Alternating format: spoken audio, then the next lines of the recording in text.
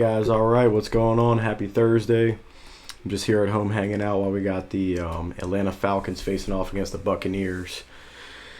Looks like that's actually a little bit of a close game going into the fourth quarter soon. Today we're going to be talking about Eagles as always. So here we go. We're going to be talking about, just jumping straight into it, we're going to be talking about what I think the differences between last year and this year are, as well as 2023 similarities, if I think there are any. So that's pretty much the two topics we'll be handling today.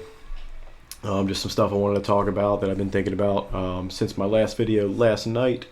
So yeah, I mean, key differences on the offensive side is we have Kevin Patullo now as our offensive coordinator, of course, friend of Nick Sirianni. I don't think he's been doing a great job. Unfortunately, the Eagles have had a different offensive coordinator. I think I got rid of that tab, but offensive coordinator almost every year for a while now. So the offensive players have been having to deal with that. That takes a lot of adjusting and relearning every single season. So that's not good. But yeah, actually, speaking of offensive coordinators, I just learned a little bit about Kellen Moore as a player, who was our offensive coordinator last year.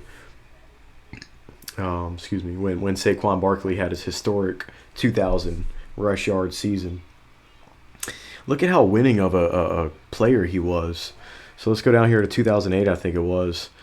12-1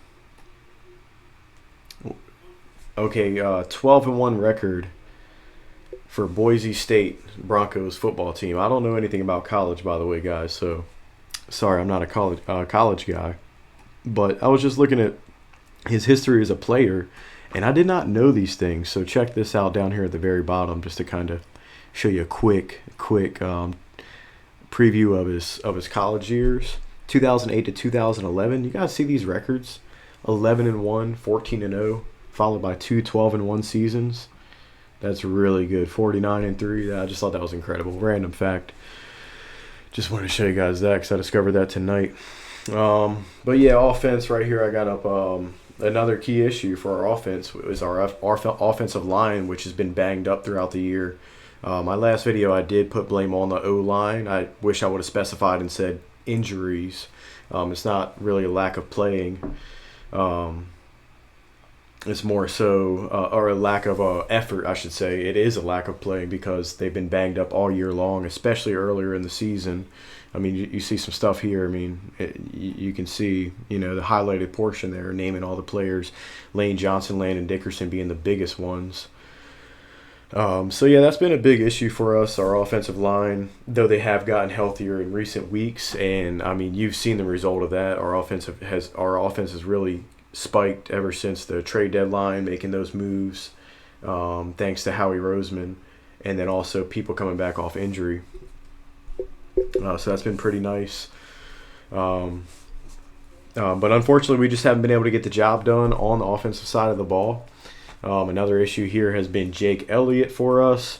I was kind of looking into his numbers just because I knew they've been down the past couple years because he's Jake the Make Elliott, right? So he's been a really good kicker, but the last 2 years he's struggled. And what I noticed is that he struggled mostly right here in this 50-plus yard kicking stat. Do you guys see that? So we're going from 2017 over here on this left column all the way up to present in the 50-plus yard field goal range. And look at him, 5 of 6, 2 of 5. Not as quite a good year for his first 6 or so. 2 of 4, 2 of 5, followed by a 3 of 3, a 5 of 6, and a 7 of 8, which is like 88% right there on 50-plus. Followed by his last 2 years, unfortunately, has not been that great. I did jot it down. And the stat was 5 of 14 these last 2 years. 5 of 14 these last 2 years, and those 6 above it, he was 26 of 37. 26 of 37, I don't know the exact math on that. I think it's around 66%. But yeah, look at that difference there. The last 2 years in the 50-plus column versus the preceding 6 or 7 it was. But yeah, so that's another issue on offense. I mean, we got to hit those when we're far out and we go for it, 50-plus yards. We probably need it, right? So key moments to get those 3 points right there. I'd also point to that on the offensive side of the ball and issues we've struggled with, because this offense is scary. Has the potential to be anyway. Hasn't been as scary as they have the potential to be, but I mean, and that's something we did see last game. Why it was such a heartbreaker is because we saw flashes of offensive improvement big time as far as play calling goes and overall result. You see AJ Brown getting a couple here, just 2 plays apart from each other. There you go, AJ Brown. Let him know. So with 2:27 in the game on the line, that's how he's acting. But then boom, he drops this wide open catch, which I can't say too much about just because he's been so great. But at the same time, yes, I can, because that's such a huge moment. That's the biggest moment. Not only that, that's the moment you've been asking for with your expression through social media throughout the year, especially I guess like the first half of the year. I'd say, everybody heard about that if you follow football and stuff like that. So you got to hit that. You know what I mean? So that's that's something you got to do. You got to catch that ball. It was right there where it needed to be. But my point is, that's why this offense is so scary, because you got Jalen Hurts. He did have a terrible game last game, but that play right there is what I'm more familiar with seeing from him, where he launched it, and dropped it exactly where that ball needed to land in a 19-19 football game with 2 minutes on the clock. I mean, you guys saw how bright he shined in the Super Bowl. Not only this past year, but 2 years back before that against Patrick Mahomes. Outplayed him both times. So that's what we're more familiar with seeing from Jalen Hurts. That's also, that look right there was unfamiliar from A.J. Brown. We don't see that type of result from him. So, that just sucks so bad. But moving on from that, right here I got some stats pulled up about Saquon Barkley. I do think that we could benefit from better play calling also for Saquon Barkley, improvement of him, because like I said in my last video, he's still got that elusiveness. I don't feel like he's lost a single step, you know what I mean? So down here, let's see if I can highlight this time around, 2,005 yards in the 24 season, just incredible. And then this year he's down to 862. We are 3 games shy of where he landed last year, because last year he didn't play the 17th game because they wanted to rest him. Had he played that 17th game, by the way, he would have took number 1 overall rushing yards in a regular season. I think the record is around 2,095 or 2,065. If you ask me, he would have ended up beating that. Instead, he fell to like 9th because there's so many people in that dense area, 1 through 10 or 1 through 9 maybe. But yeah, so his yards are way down to 862 right now. His yards per carry were at 125 last year and at 66 this year, so almost a drop off by half of what he was getting last year. So that's been an issue, is the results he's getting on his drives, and I do blame that more so on offensive coordinating and Nick Sirianni more so. Excuse me. Yeah. By the way, I love Nick Sirianni, but you got to do something about the issue going on with the team right now, and it's been a while. We've been kind of waiting for something to change, and you just haven't given it to us. So yeah, come on, you got to get that done, Nick Sirianni. Moving on to this right here, guys. I got some stats up about our tush push. They don't like to call it that, but the push. You see how far down we've dropped. I mean, 91 to 97%. And I mean, I personally believe that a lot of this is just due to teams seeing that this is so effective that they actually have to implement a little bit of time into their practice sessions for this play.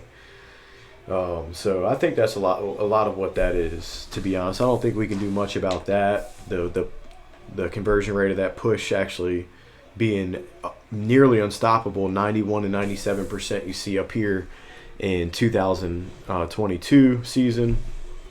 That's just crazy, right? So, but yeah, so, can't really do much about that part, but that is down. I just figured I'd note that because it's used to be considered unstoppable. But yeah, that's pretty much what I got for last year versus this year. Big differences and what I see going differently this year.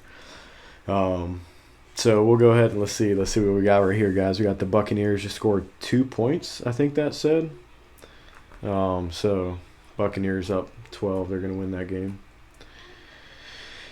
So let's do it, guys. Let's talk about similarities of this season to the 2023 season, aka the collapse, guys. The collapse of 2023.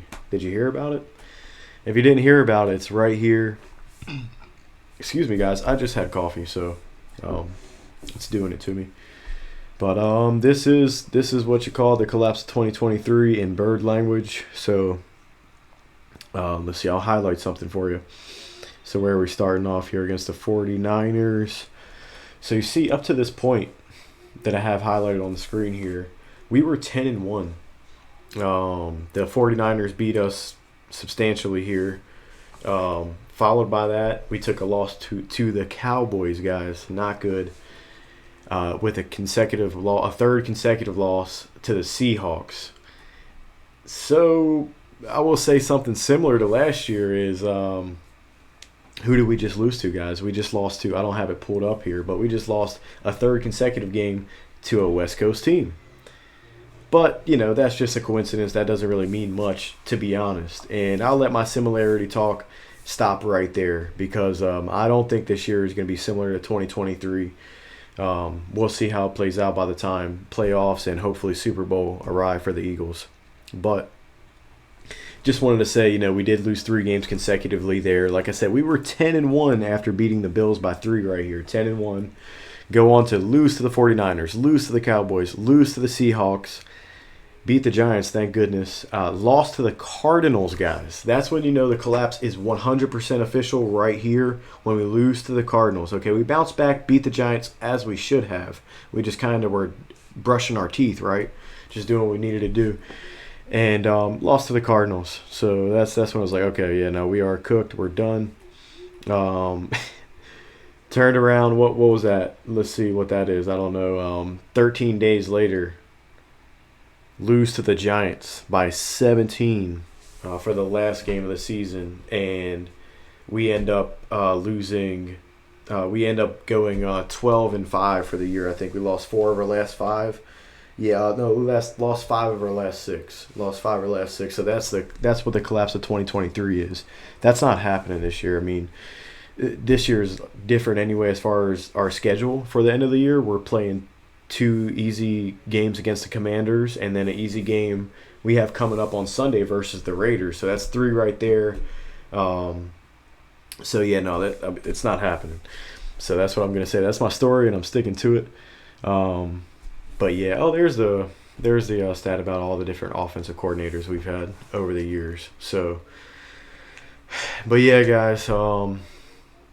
Before we go, I didn't want to do it to you guys, but I'm gonna do it. I know you might be a little traumatized as I am, but let's look at the play, guys. Let's look at the play. All right, right here you got Jalen Hurts on his back foot, stepping off his back foot, interception to lose the game. That's the play, guys. That hurts so bad. That was the heartbreaking moment right there. I was watching this while setting up some furniture with my girlfriend, and I look up, and that's going on. All right, just wanted to cap it off with that because that's a little bit of fire for why we need to be way better next game, guys. But that's all I got for you. I'm going to probably go ahead and tune into this Buccaneers versus Falcons game for a little nightcap and call it a night. Thank you guys so much for tuning in. Again, it's your boy Ray. Y'all have a great rest of your weekend. Peace.